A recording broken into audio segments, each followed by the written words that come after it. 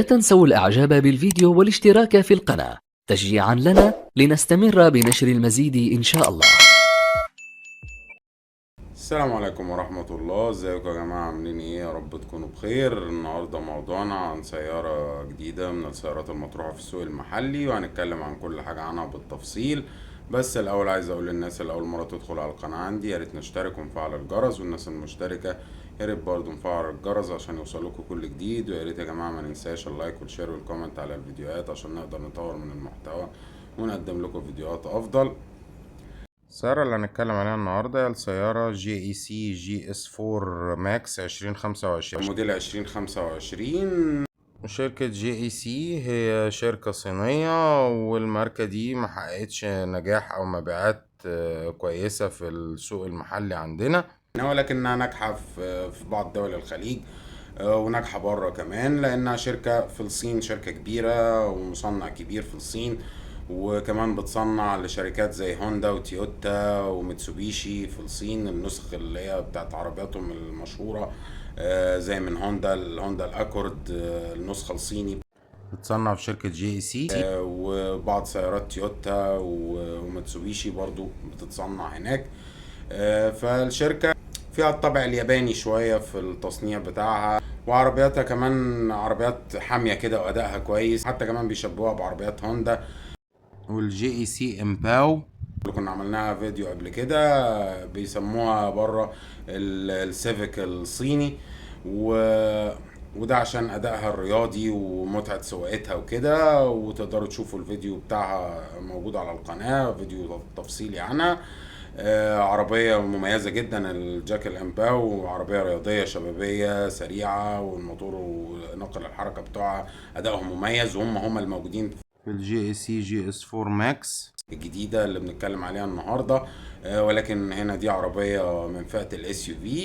بعد ما اتكلمنا على شركة GEC الصينية وعرفتكم نبذة مختصرة عنها كده، نبدأ نتكلم بقى على السيارة بتاعتنا النهاردة، وهي السيارة GEC GS4 MAX موديل 2025، وهي من فئة الاس يو في المدمج، وهي عربية تعتبر بقى عائلية رياضية متعددة الاستخدامات. وأول حاجة هنتكلم عنها هي الموتور بتاعها، وهي شغالة بنفس المنظومة اللي بقينا بنشوفها في كل السيارات الحديثة، وهي موتور 4 سلندر 1500 سي سي تربو، بيطلع 174 حصان وعزم 270 نيوتن متر، مربوط بفتيس او نقل حركة من 7 سرعات ديول كلاتش ويت في تبريد زيت يعني. والمنظومة دي بتجيب من 0 ل 100 في حوالي 8.6 ل9 ثواني، واستهلاكها للوقود برضو كويس جدا، حوالي 8 لتر 8.5 لتر ده في السواقة العادية، وممكن تزيد لحد 10.5 لتر ده في السواقة الرياضية، وده استهلاك كويس جدا بالنسبة للعربية في الحجم ده وفي الفئة دي وبالمنظومة دي. وده تميز بالنسبة للمنظومة بتاعتها اللي هي الموتور ونقل الحركة، وهم الموجودين في الGEC الامباو. ودي منظومة ناجحة والشركة بتعتمد عليها في أغلب سياراتها حاليا، لأنها منظومة متناسقة مع بعضها. أداء الموتور متناسق مع نقل الحركة، وبيدوا أداء كويس جدا، وعربية تلاقيها حاضرة تحت رجلك كده وتحب تجري بيها، تعرف تجري بيها حتى لو دي عربية اس يو في يعني. ومميزة جدا عن بقية السيارات الصيني اللي في نفس الفئة بتاعتها، ويمكن كمان عن سيارات كوري وياباني في نفس الفئة بتاعتها. والارقام بتاعتها مش مبالغ فيها زي بقيه الشركات الصينيه، بتقعد تدي ارقام عزم كبيره وارقام احصنه كبيره ما تلاقيهاش موجوده تحت رجلك. هنا الرقم اللي هم قايلينه موجود ومظبوط، اللي هو 270 نيوتن متر وال 174 حصان موجودين هنا، وادائهم كويس جدا متوازن في العربيه دي، وادائهم حلو جدا طبعا في العربيه الامباو، وشفناها عربيه سريعه مميزه جدا. وكده قلنا كل حاجه عن الموتور ونقل الحركه بتوع الGEC GS4 MAX. وتعالوا بقى نكمل بقية مواصفاتها وأبعادها وكل حاجة عنها. كملوا معايا الفيديو للنهاية. لما نيجي نشوف التصميم بتاع الGEC GS4 MAX موديل 2025، زي ما احنا شايفين تصميم عصري مميز.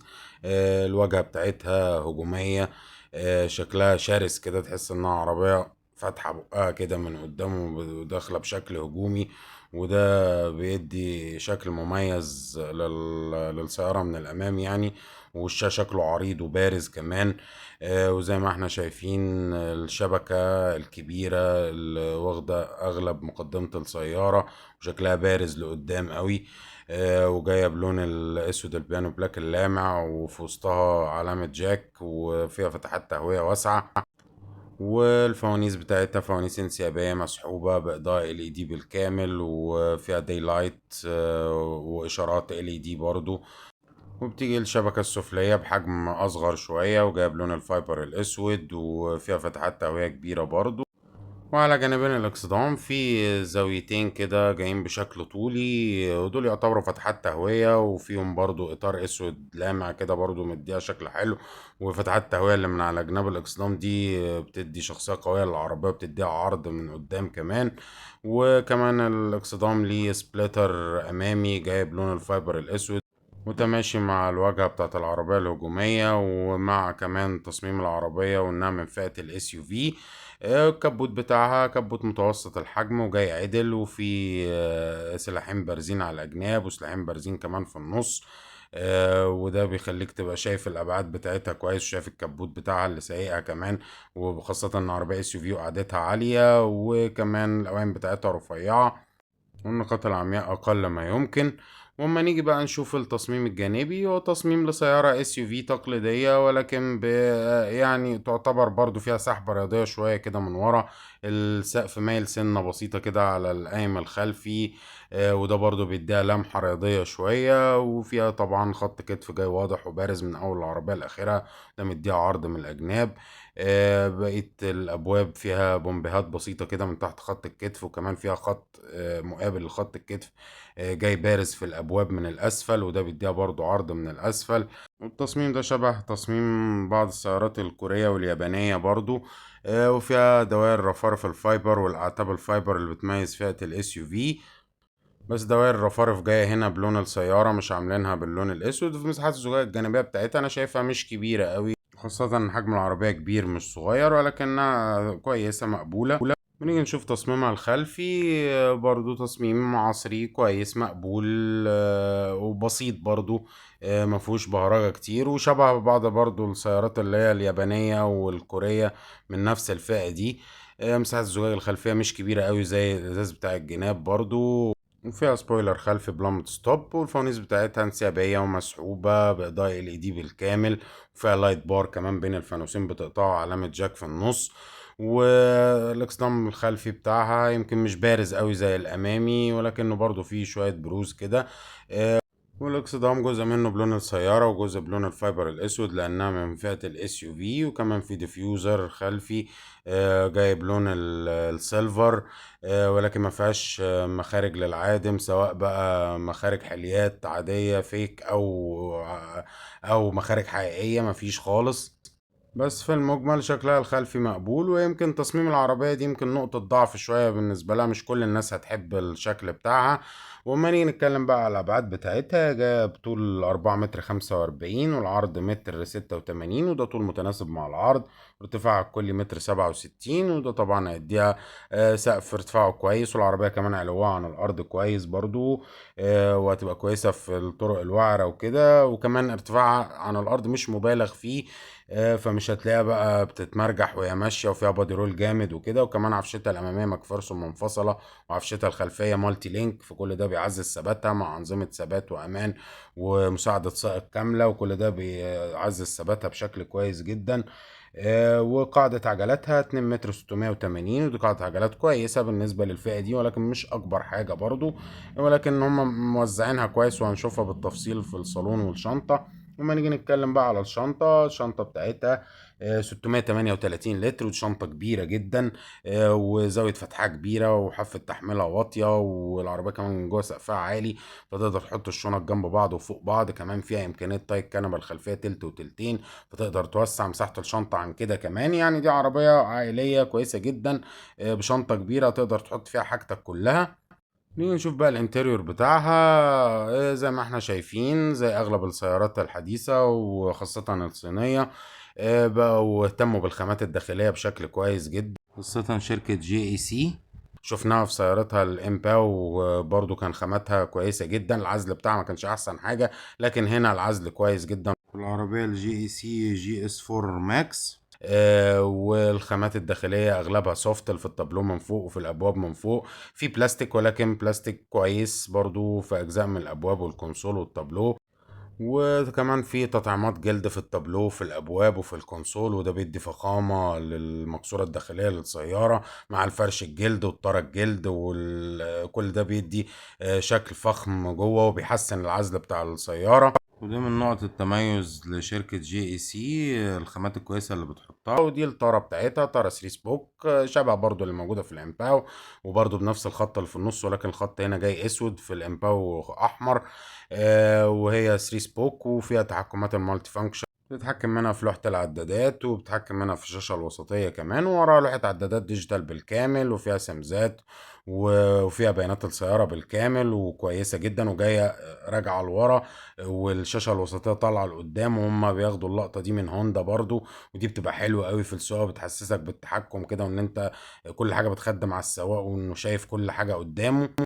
ودي الشاشة الوسطية، شاشة كبيرة وضوحها كويس، فيها كاميرات 360، وبتتحكم منها في أغلب وظائف السيارة والتكييف. ولو إن أنا بحب اللي هي الزراير، يعني لو هم متأثرين باليابانيين كان المفروض يحطوا زراير، ويبقى ده مع الشاشة يعني. ولكن أغلب الشركات بقت تعمل كده عشان توفر. وتحتها بقى فتحات التكييف، وبتيجي بعد كده الكونسول، والكونسول عليه أجزاء سيلفر كده، وحليات نيكل كروم، واسود بيانو بلاك حوالين عصاية الفتيس او نقل الحركة. وهنا الفتيس او نقل الحركة شافت باي واير، ورا الهاند بريك الكهرباء. والجزء ده من الكونسول شكله كويس وبسيط، مفيهوش زراير كتير. وجنبيها بقى الشاحن الوايرلس، وحواليهم في كذا كاب هولدر، ومسند الوسطي ماكس بالجلد. والكونسول شكله كبير وفخم، ولكنه مفيهوش زراير ولا تحكمات كتير. وفي جزء تاني او مساحة تخزين تاني في تحت الكونسول من تحت، فيها مخارج شحن بقى، ومكان تحط فيه حاجتك وكده. في المجمل الانتريور بتاعها شكله حلو وفخم، والخامات كويسة جدا، ولكنه ناقصه شوية حاجات كده في الكونسول. ولكن في المجمل مقبول كل حاجة يعني. وما نيجي نتكلم بقى على الكنبة الخلفية، الكنبة الخلفية بتاعتها تسع لثلاث أفراد يقعدوا براحة مقبولة جدا. حتى لو ناس طويلة برضو هيبقوا قاعدين براحة جيدة، ولكن الناس الطويلة قوي مش هيبقوا عايزين الكراسي اللي قدام دي ترجع ورا. العربية مش أكبر حاجة 2 متر 680. وكمان الكراسي الخلفية دي فيها دعم للجلوس على الاتنين اللي قاعدين على الجناب بشكل كويس. واللي قاعد في النص برضو هيبقى قاعد مرتاح، ما فيهاش مشكلة خالص، فيها فتحات تكييف خلفية، والكراسي مريحة، والفرش كويس جدا، مع سقف بانوراما كبير ولكنه ما بيفتحش. ما نيجي نتكلم على عوامل الامان اللي فيها، هي نازله في فئه واحده فيها كل حاجه، فيها اي بي اس واي بي دي واي اس بي نظام الثبات الالكتروني، وستة ايرباج، ومساعد المرتفعات، وتحذير من الخروج من الحاره، والاعاده للحاره برضو، انظمه اداس كامله اللي هي مساعد السواق يعني، ومراقبه ضغط الاطارات تي بي ام اس، ومساعد ركن، ومساعد الفرمله، وحساسات اماميه وخلفيه، وكاميرات 360 درجه، وفرامل طوارئ.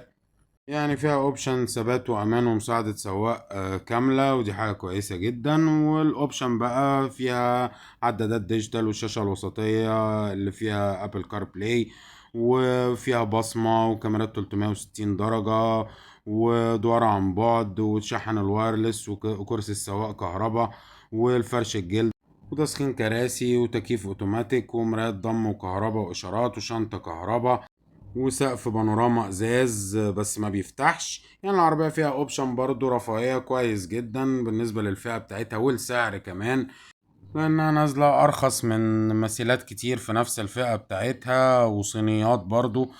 هي نازلة ارخص منهم شوية، وادائها احسن بكتير. ودي حاجة مميزة جدا. يمكن هي الناس بس تقلق من الصيانات بتاعت الجي سي واي ماركة جديدة عموما، ولكن هي ليها وكيل كويس وبيضمن لها حاجات. بس الله اعلم، يعني انا ما سمعتش حد اشتكى من الماركة دي قبل كده، ويمكن عشان هي مش منتشرة قوي. بس هي عربيات ثبتت جدارتها في دول الخليج وبره. وانا شايف ان هي احسن من ماركات كتير صيني موجودة في السوق المحلي، كأداء وكشكل وكأوبشن وكحاجات كتير قوي. يمكن برضو الشكل ده بيختلف عليه ناس حد عن حد يعني، لان دي اذواق شخصية. بس كده، يا رب يكون الفيديو عجبكم وتكونوا استفدتوا منه. ما تنسوش تشتركوا في القناة وتفعلوا الجرس عشان يوصلكوا كل جديد. وما تنسوش برضو اللايك والشير والكومنت على الفيديوهات عشان نقدر نطور من المحتوى ونقدم لكم فيديوهات افضل. وشكرا.